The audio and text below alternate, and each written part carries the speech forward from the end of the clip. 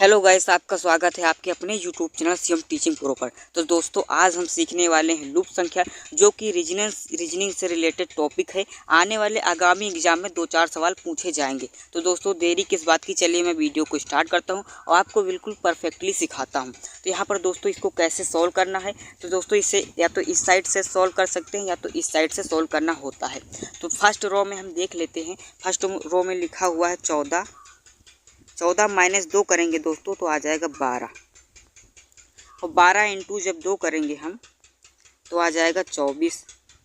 उसी प्रकार हम सेकंड रो में देखेंगे तो यहाँ पर लिखा हुआ 15 माइनस 4 करेंगे तो 15 माइनस 4 करेंगे तो 11 आ जाएगा।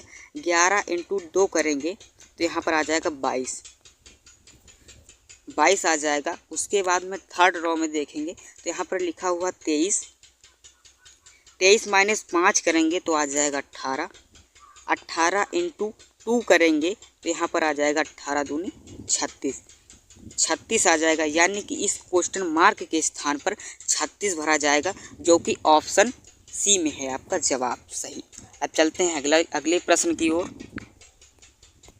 अगला प्रश्न आपके सामने है। दी गई पंक्ति में लूप संख्या ज्ञात करना है। इसमें भी लूप संख्या ज्ञात करना है। तो लूप संख्या ज्ञात करने का सबसे आसान तरीका दोस्तों है, या तो दोस्तों आप इस साइड से सॉल्व करें, इस रो से सॉल्व करें, या तो इस रो से सॉल्व करें। इस साइड से सॉल्व करें या तो इस साइड से सॉल्व करें, तभी जो है लूप संख्या आपको जल्द ही मिलेगी। तो चलिए मैं सॉल्व कर लेता हूँ।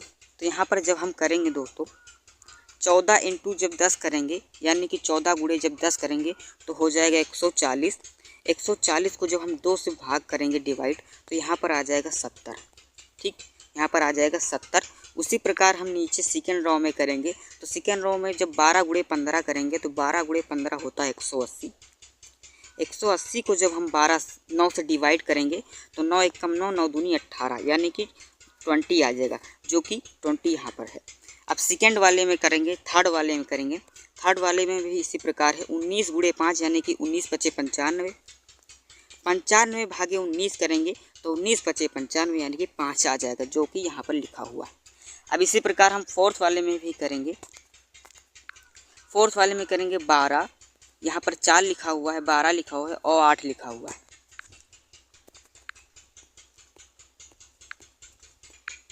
तो सेकेंड रो में हम इसी प्रकार करेंगे। सेकेंड रो में लिखा गया हुआ है 12 इंटू 4, यहाँ पर हम लिखेंगे 12 इंटू 4, 12 चौक 48 हो जाएगा, और 48/8 करेंगे तो 12 चौक 48 हो जाएगा। 48/8 करेंगे तो 8 एकम 8, 8 छंग 48, जो कि इस क्वेश्चन मार्क के स्थान पर दोस्तों 6 आएगा, जो कि ऑप्शन सी में है। अब चलते हैं अगले प्रश्न की ओर। यदि आपको वीडियो अच्छी लग रही हो, समझ में आ रहा हो, तो वीडियो को लाइक करें एंड चैनल को सब्सक्राइब करें। ऐसे ही मैं सारी कॉम्पिटिटिव एग्जाम की वीडियो लाता ही रहूँगा।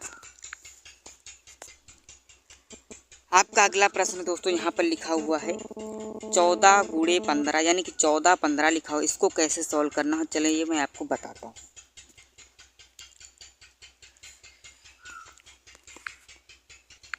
अगला प्रश्न आपके सामने है। दी गई पंक्ति में लूप संख्या ज्ञात करना है। इसमें भी लूप संख्या ज्ञात करना है। चलिए मैं इसे भी आपको समझाता हूँ। फाइनली जो है मैं बिल्कुल परफेक्टली और बेसिक से समझाऊंगा, ताकि आप सभी लोगों को आसानी से समझ में आ जाए। यहाँ पर लिखा हुआ है 14 15 70। ये कैसे आए, जब इस साइड से हम सॉल्व करेंगे तो यहाँ पर 14 इंटू 14 होता है 196। ये यहाँ पर आ नहीं सकता कदापि, तो हम इस साइड से इसे सॉल्व करेंगे। यहाँ पर हम करेंगे 14 गुणे 12 करेंगे तो 12 बरहियम होता है 144, 14 दून 28 होता है, तो 8 4 12 के 2 हासिल 1, 4 2 6 1 7 और 1 172 आ जाएगा। 172 यहाँ पर आ जाएगा। यहाँ पर इस प्रकार भी सॉल्व नहीं होगा। अब यहाँ पर हम देखते हैं सेकेंड रो में। सेकेंड रो में जब हम करेंगे 15 गुणे 15 तो होता है 225 होता है। 225 में जब हम 100 ऐड करेंगे तो हो जाएगा 325 हो जाएगा। इसी प्रकार जब हम इसमें सॉल्व करेंगे तो यहाँ पर दोस्तों करेंगे 110 लिखा हुआ, तो हमें सीधा पहले 100 बढ़ा लेना है। 110 हो जाएगा तो यहाँ पर 210 हो जाएगा। 210 डिवाइड बाई 70 करेंगे तो 7 एकम 7, 7 त्रिक 21, यानी कि 3 आ जाएगा, जो कि ऑप्शन ए में है। इस क्वेश्चन मार्क के स्थान में 3 भरा जाएगा। ठीक दोस्तों, 3 भरा जाएगा। इसमें कुछ मिस्टेक है, इसको सही करने पड़ेगा। अब चलते हैं अगले प्रश्न की ओर। अगला प्रश्न आपके सामने है, दी गई पंक्ति में लुप्त संख्या ज्ञात करना। इसमें भी जो है लुप्त संख्या ज्ञात करना। तो यहाँ पर लिखा हुआ है 14, 70, यानी कि ये तो वही सवाल है। लुप्त संख्या इसमें भी ज्ञात करना है। यहाँ पर लिखा हुआ है, दी गई पंक्ति में लुप्त संख्या ज्ञात कीजिए। इसे भी आसानी से हम करेंगे। यहाँ पर दोस्तों लिखा क्या हुआ है, यहाँ पर लिखा 14 गुणे 14 मान लेते हैं। तो 14 गुणे 14 यानी कि 14 का स्क्वायर हो जाएगा 196, जो कि है। यहाँ पर लिखा है 15 × 15 यानी कि 15 के स्क्वायर हो जाएगा 225। 225 मान लेते हो जाएगा, ठीक। और 18 गुणे 18 यानी कि 324, ठीक। तो यहाँ पर इस क्वेश्चन मार्क के स्थान पर 225 भरा जाएगा, जो कि ऑप्शन सी आपका इज द राइट ऑप्शन। चलते हैं अगले प्रश्न की ओर। अगला प्रश्न आपके सामने है, दी गई पंक्ति में लुप्त संख्या ज्ञात कीजिए, ठीक। इसमें क्या करना है, लुप्त संख्या ज्ञात करना है। लुप्त संख्या ज्ञात करना है। तो यहाँ पर हम फाइनली करेंगे क्या, पहले इस साइड से सॉल्व कर लेते हैं। 14 गुणे 18, 14 गुणे 18 दोस्तों कितना होता है। यहाँ पर जैसे मैं मान लेता हूँ 14 गुणे 18, 14 14 का होता है 196, 196 यानी 14 × 4, 14 14 54 14 वाले 14 56, इसमें जोड़ेंगे तो 6 6 12 के 2 हो जाएगा, हासिल 1, 9 1 10 हो जाएगा, 9 1 10, 4 14, 14 1 15 हो जाएगा, हासिल 1, और 1 1 2 हो जाएगा 252।